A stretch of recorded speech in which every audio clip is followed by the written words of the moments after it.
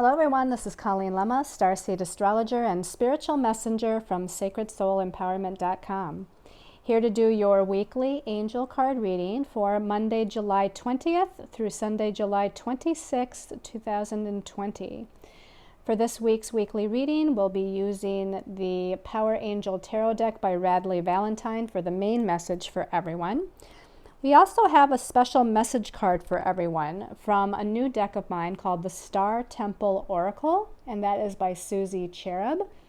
And that is your special message card for the week, depending on your stone of choice as well. Again, Star Temple Oracle by Susie Cherub. So let's start by taking a look at your stones of choice for the week. And your first stone of choice is beautiful Seraphinite. Now, Seraphinite is a green stone, and it has wispy white colors through it. I don't know how else to say it. Wispy white, wavy kind of colors within this beautiful dark green stone. Kind of turn it around, you can see it's darker green here on this side. We got some wispy white here, and on the other side, kind of a dark green, wispy white on the back side. So, the Seraphinite is actually considered the stone of angels' wings. That's what it's called, the stone of angels' wings. It has a very high spiritual vibrational energy to it. It actually helps with communication with both the angelic realm and the devic realm. And this is a stone that would activate the heart chakra with that beautiful kind of emerald colored green there. It's the color of Archangel Raphael. So it's going to activate the heart chakra, balance the heart chakra, and heal old emotional wounds or relationship wounds. And then your second stone of choice here is black obsidian. So the black obsidian, isn't it beautiful and shiny? This is a stone of purification, transformation, and manifestation. It's considered a stone of protection, and it shields you from negative energies. And it actually helps with healing or cleansing away or transmuting ancient traumas. And then your last stone of choice is this beautiful blue, if I can pick it up, this beautiful blue chalcedony stone. This blue chalcedony is a stone of creativity. It's a stone of mental flexibility and helps with self-perception. It improves self-perception. It is a stone of optimism, benevolence, and generosity. So again, the blue chalcedony. And it helps one too to be honest, I believe, with themselves. Helps to kind of attain this sense of self-honesty. So again, your stones of choice are the Seraphinite, the Obsidian, and the blue chalcedony. So let's talk about the energies for this week. We start out with Monday, July 20th, and we have a new moon at 28 degrees of Cancer. So if you're watching this early, a day or two early, I often publish this 2 to 3 days early, we're going to be in that dark of the moon time before this new moon at 28 degrees occurs. Now, depending on where you are in the world, in the United States, it happens around midday. If you're in Europe or Australia, New Zealand area, it's going to happen later in the day, Monday night, and into Tuesday morning. So again, before that new moon occurs, we are in that dark of the moon phase. And this one is going to be, I think, a tough one. I think even if you think back to this past week, if we've been, kind of moving into the waning moon cycle, and that waning moon getting smaller and smaller and approaching this new moon energy, that dark of the moon is going to be particularly emotional, I feel like, because again, the new moon is in Cancer, which is the sign of our emotions and of our feelings and of the subconscious. The moon rules the subconscious. And it rules the sign of Cancer, so it's right at home here, but it can be very sensitive emotionally. It can bring up, old kind of situations. Cancer sometimes rules kind of the history or, again, your ancestral lineage. So, again, we might be dealing with that dark of the moon of a lot of emotions kind of churning and moving around. Now, when we do hit the new moon at 28 degrees of Cancer, it's toward the end of the sign, and actually we had the last new moon was also in Cancer. If you remember back, it was that new moon solar eclipse on June 20th, 21st that occurred at 0 degrees of Cancer, the very first sign. So we had a new moon back then in Cancer, initiating some sort of new beginning energy in the realm of emotions and feelings and home and family. And now we have a second new moon in the same sign, which doesn't normally occur. Normally, each new moon is in the next sign in succession of the zodiac. But here we have a second new moon. It's not an eclipse, though, but it's a second new moon towards the ending degrees of Cancer. This new moon is opposing Saturn. Okay, so the moon, obviously, and the sun both are in the sign of Cancer, and Saturn is in Capricorn, the sign opposite from Cancer. So again, the new moon opposing Capricorn could bring in some feelings of insecurity as well. Saturn does rule restrictions, limitations, past life karma, feelings of insecurity, but also rules structure, form, responsibility, and manifestation.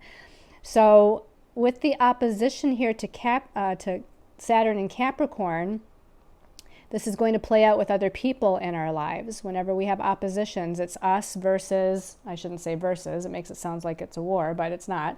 It's like us with other people. The opposition is us and another person or other people, or it could also perhaps be like a situation or circumstance outside of us. So, this one again, are we going to be dealing with some sort of manifestation energies within home and family and feeling more emotionally secure? Are we going to be dealing with some karmic patterns and feelings of restriction and limitation? As we go into Tuesday the 21st, we have Mercury in Cancer challenging Chiron. So I feel like this is kind of giving us an indication of how this new moon might feel to us, because Mercury rules the mind, our thoughts, our ideas, and how we communicate. It's in sensitive Cancer, okay, which Cancer is also very intuitive, very loving, very nurturing, very compassionate, but again, can be overly emotionally sensitive. And since Mercury is the planet of the mind, it likes to be more logical, and Cancer is definitely much more connected to our emotions. So it's already a little bit uncomfortable dealing with the sensitive emotional realm. And now it challenges Chiron, who is the wounded healer and shaman in the sign of Aries, which is the sign of the self. So again, this is the day after the new moon. And so we might have some challenging communications with others. We might be having some challenging ideas within ourselves, about ourselves. We might have challenging self-communication. Our thoughts may be challenged. Our emotions, because Mercury is in Cancer, the emotional sign, our emotions might be challenged. So again, this new moon, although it's new beginnings and planting new seeds, it feels like it's assisting us in sorting out our emotions versus our thoughts, or sorting out and healing old emotional wounds and things within the home and family, and things perhaps that are deeply buried in the subconscious, because Chiron does rule past life energies. And so here we're dealing, with something on a deep subconscious, emotional, as well as mental body nature that feels a little bit rough, at least in the beginning of the week, and challenging as we move through those first couple of days. On Wednesday the 22nd, the sun is now moving out of the sign of Cancer and into the sign of Leo, where it will be for approximately the next month. So the sun in Leo, the sun normally rules Leo in the zodiac. So the sun feels much more at home here in Leo than it has been over the past month in Cancer. The sun in Leo likes to shine brightly. It likes to be creative. It likes to connect with its inner child and have fun. It likes to be the leader. It likes to be successful out there in life, be recognized for who they are. So again, we might feel a shift here come Wednesday. However, also on Wednesday, Mars, the warrior planet, the planet of energy, action, and forward movement, which is in his home sign of Aries, so he's very much at home here, and he definitely wants to move forward. He wants to move forward fast. But Mars, on the same day that the sun moves into Leo, Mars will be challenging or squaring the lunar eclipse degree that we had on the 4th of July at 13 degrees of Capricorn. So meaning that Mars is at 13 degrees of Aries, and Aries and Capricorn energies do not mix very well because Aries is fire and wants to take charge, and Capricorn is practical, grounded, logical, goal-oriented, but it's earth. So fire and earth sometimes have a difficult time kind of combining their energies.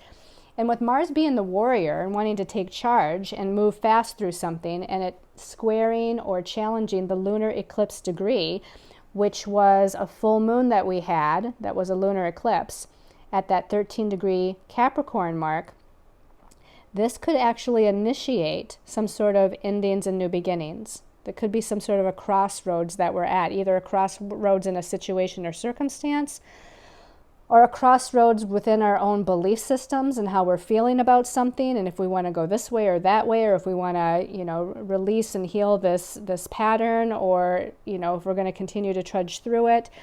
So Mars is always known as the initiator. That's why he's the warrior and energy and action.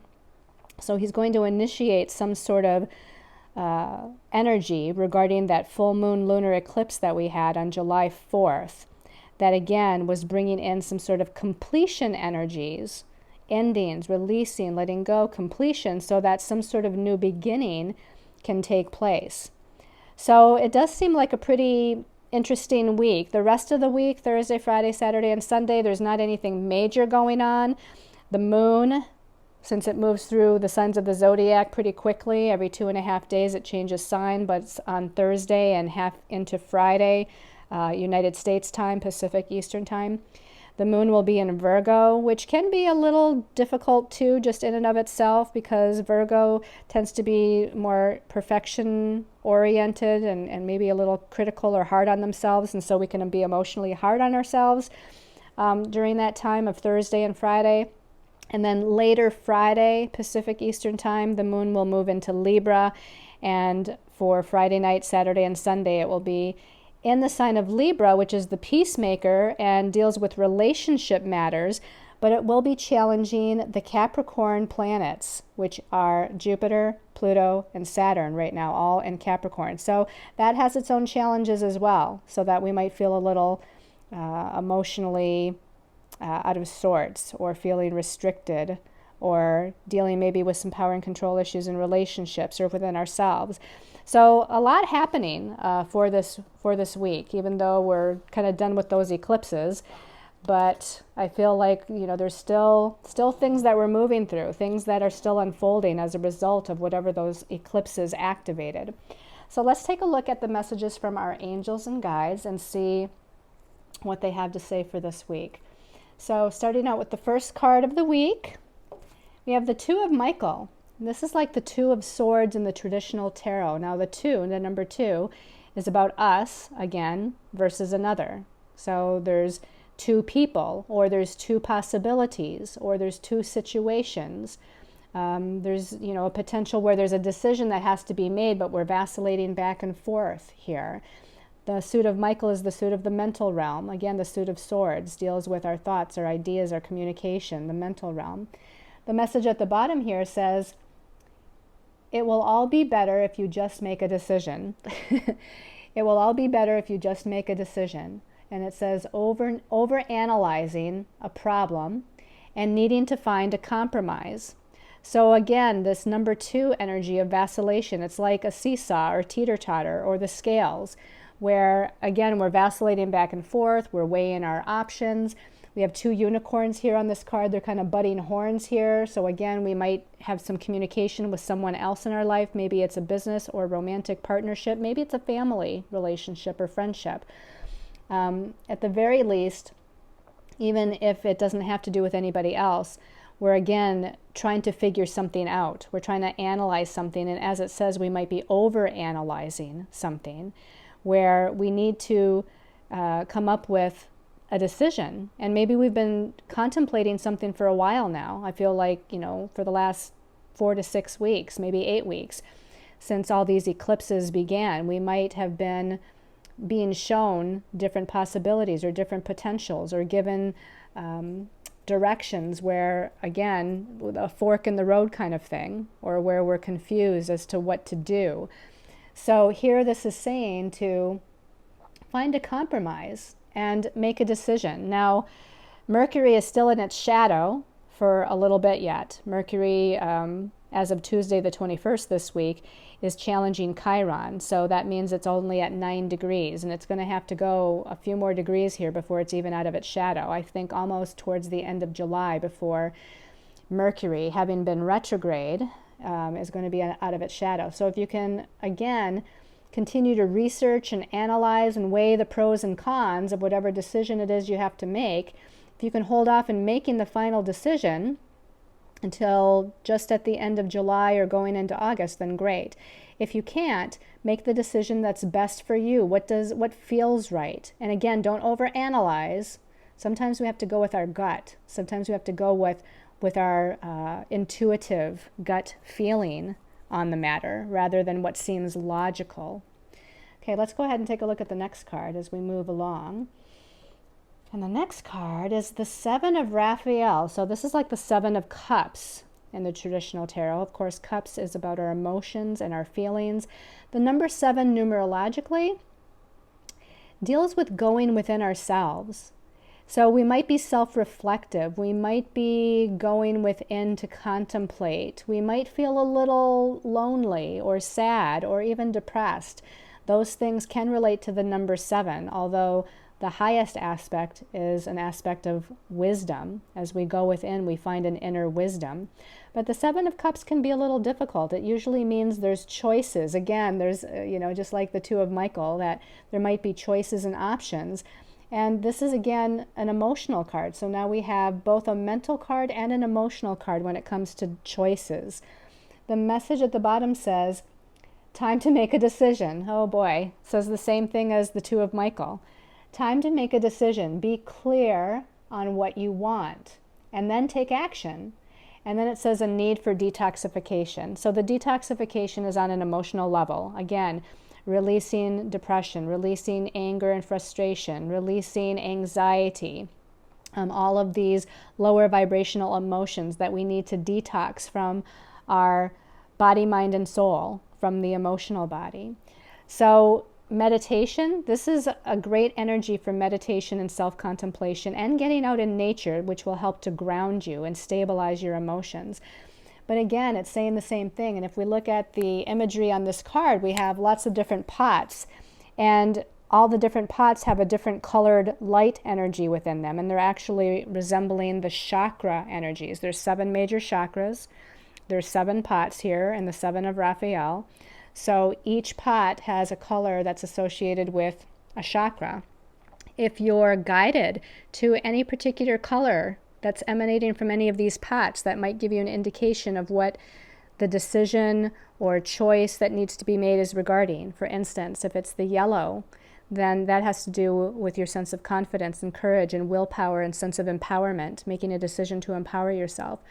If it's the green, then perhaps there's a decision to be made about a relationship. If it's the red, it might be a decision that has to be made about security matters, finances, something where your feelings of groundedness and security are the question. Again, some of the other chakra colors here, the purple, about some sort of higher awareness. Having a higher awareness, higher perception, higher vision about something. The light blue is about speaking your truth. The darker blue is about, what you're intuiting, what you're psychically feeling or seeing or sensing to be correct for you. And then, of course, the orange is about some sort of creative self-expression, creative project, or energy of a sexual nature. So I think I got all the colors in there of the chakras. So again, it seems like we're moving through something where we're weighing the options and we're trying to figure out what to make as a decision in our lives. Let's go ahead and take a look at the last card here. Ooh, Major Arcana 0. This is called Leap of Faith in this deck with Archangel Metatron. In the traditional tarot, this is the Fool card, and the Fool card has trust and faith and makes a jump, takes a risk, not knowing what is going to be on the other side of that jump, not knowing what's going to come of that risk that they're taking. The traditional Fool card usually shows the Fool or a man or a person stepping off of a cliff, trusting and having faith that the cliff isn't going to be too high, they're not going to fall too far, they're going to land on solid ground, and they're going to be stable and secure in the end. Someone's going to catch them or what have you. In this particular card, we have the Fool. The light is shining on him. He's got his dog, his companion next to him, an angel in the background, which would be Archangel Metatron. I think the dog is a spirit guide of some sort. And he's, contemplating. To me, it's almost like he's standing in contemplation before turning around and walking that stair path behind him. And the message at the bottom says, believe in yourself and listen to your heart and do what gives you joy. Believe in yourself and listen to your heart and do what gives you joy.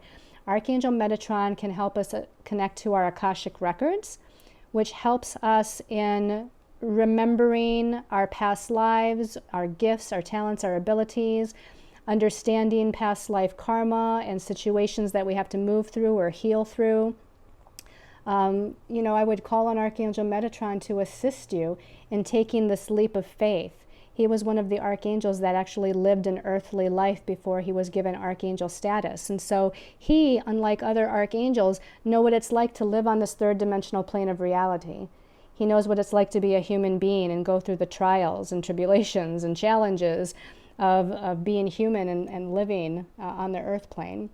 So again, it seems like we're needing to make some sort of decision. If you can hold off and wait a little bit longer, great. If you can't, weigh your options, meditate on it, go within, listen to your heart, listen to your intuition, and then take the leap of faith that this card is asking you to do. Know that you'll be guided, know that you'll be protected, know that you'll be assisted with Archangel Metatron and the others as you take this leap. Now let's take a look at the special message card by the Star Temple Oracle that I chose for everyone before we look at your individual special message cards.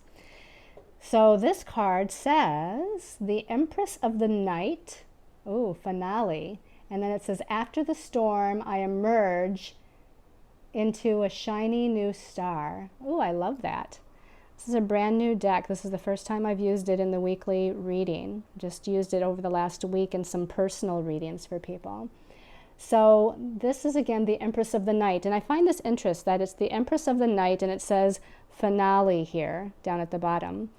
Because as I talked about the dark of the moon phase, and as I talked about Mars challenging or squaring the lunar eclipse degree, we're talking about again, emotional subconscious patterns that need to be healed with the dark of the moon. We're talking about being at a crossroads and needing to make a decision or completion endings versus initiations and new beginnings with Mars squaring the lunar eclipse degree. So it's interesting that for everybody here, the Empress of the Night, and isn't she beautiful, is talking about finale. And after the storm, and we've certainly been through on a collective level as well as a personal level, I'm sure a lot of you, we've been through a storm. Maybe we're still in the storm. I feel like I'm in the storm. So it says, after the storm, I emerge a shiny new star. After the storm, I emerge a shiny new star. So basically this is saying that you're going to be shining your light once again. Don't worry. After the tribulations, the trials, after the challenges, after the difficulties, after the finale, after the conclusion that may be happening somewhere in your life, whether it be job, relationship, money, finance, family, home, or just a pattern, a subconscious pattern or energy or thought or belief system within yourself, once it's concluded, once it's completed, once there's a finale, you're going to emerge into this beautiful new star. You're going to shine your light. You're going to be confident.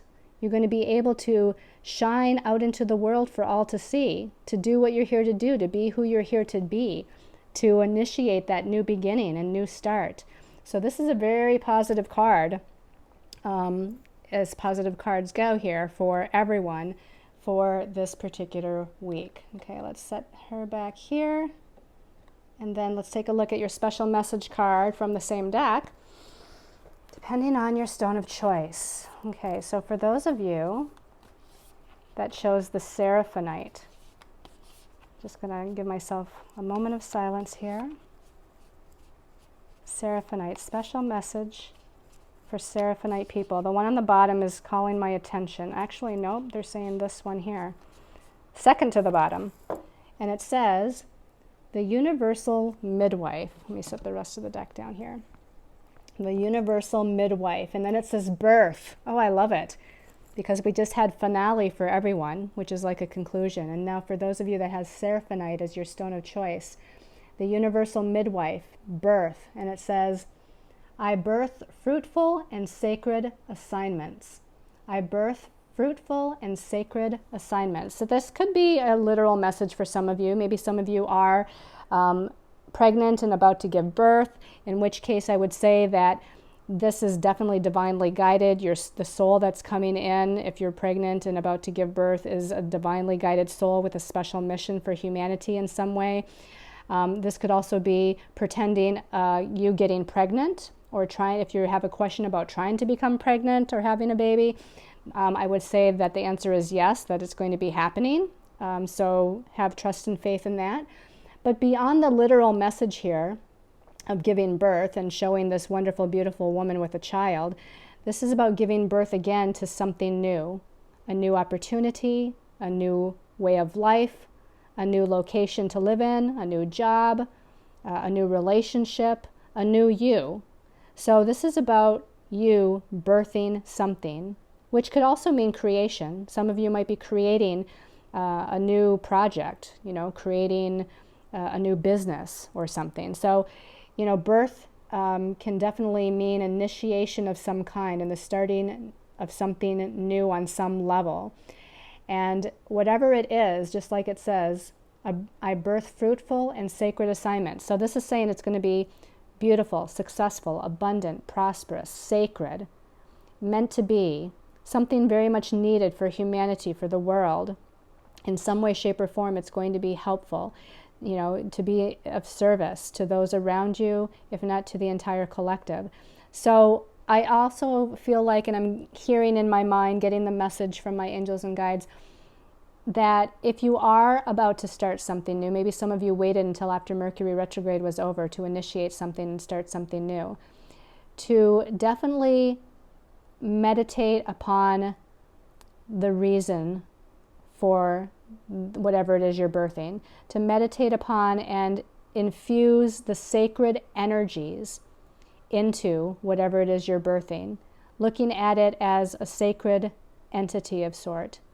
Again, whether it be a business or an opportunity or a project, or maybe you're just initiating a new website, whatever it might be, that you're looking at it as sacred energy, because everything is sacred energy, right? If we birth it, if it's positive, if we're, putting that universal, unconditional love, light, compassion, peace, energy into it.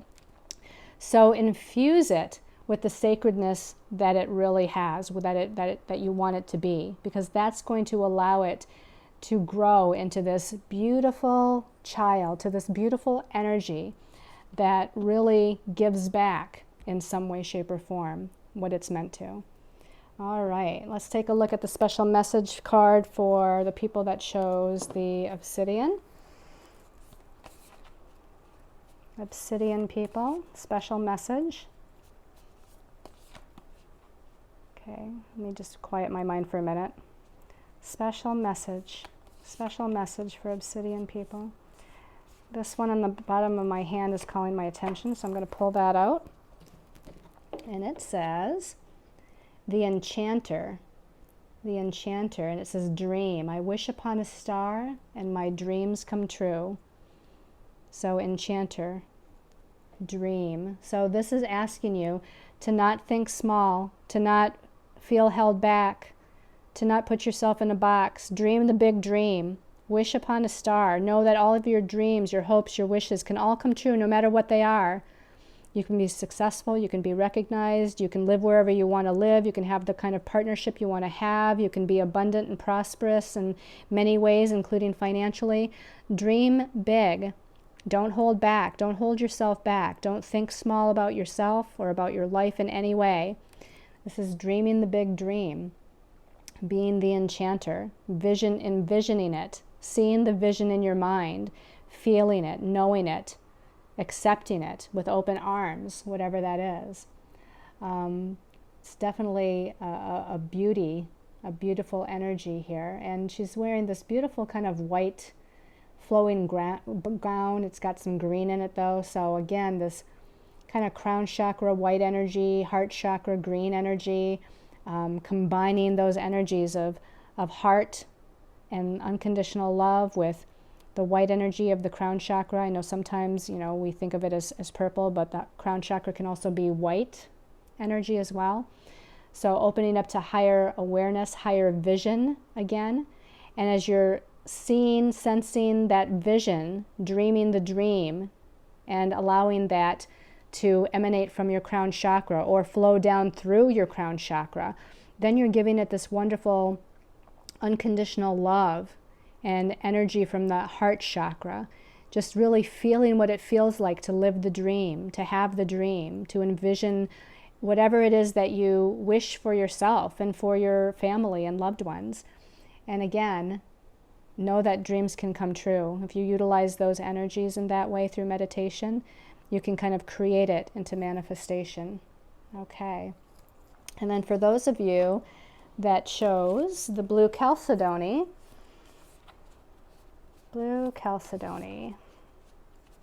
special message for blue chalcedony people.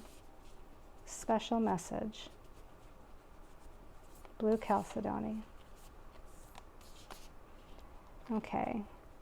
This one's sticking up out of the deck. Actually, this one on the bottom too. And so I'm going to just kind of lay them down here for a minute. I'm going to muscle test them because I feel like it should be one. So this one. Okay, we're going with this one. So we're going to put this one back. I'm not even going to look at it. We're going to turn over this one. The ruby star. Oh, I love that. Look at that. The ruby star, and it says flow. I embody my authentic and sensual essence. Now, what does that mean? That's the sacral chakra, your authentic and sensual essence, your sensual energy, your sexual energy comes from the sacral chakra. But it's also what kind of gives you this sense of passion, not just sexual passion, but passion for life, passion within yourself. And that actually fuels the creative process, the creative expansion, the creative self-expression within you. So the ruby star says to flow with that energy. To me, it makes me feel like the kundalini energy here. It's the activation of the kundalini energy at the base of the spine with that ruby red energy that moves up and opens up all the chakras along the spine and aligns everything, not just within your body or your energy system, but aligns everything externally in life and circumstances. So allow that kundalini energy to flow and embody again your authentic and sensual essence. Feel the passion, emanate the passion that you have for your work, your life, your relationship, your family, whatever it might be, because as you fuel that energy and put your passion out into the world or towards something, again, it's going to activate it, it's going to energize it. It's going to allow it, it's going to give it more energy and allow it to kind of unfold in the most positive, beneficial, and abundant way. It's going to allow everything to flow.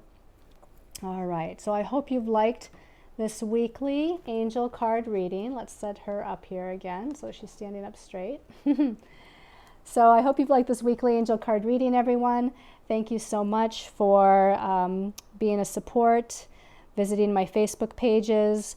Those of you that check out my website, I'm going through some upgrades now, so take a look soon at the new layout of the services and some of the other pages that might be updated as well. Sending you all lots of love and light, sending you many, many angel blessings as we move into and towards the end of this month. All right, everybody, love and light.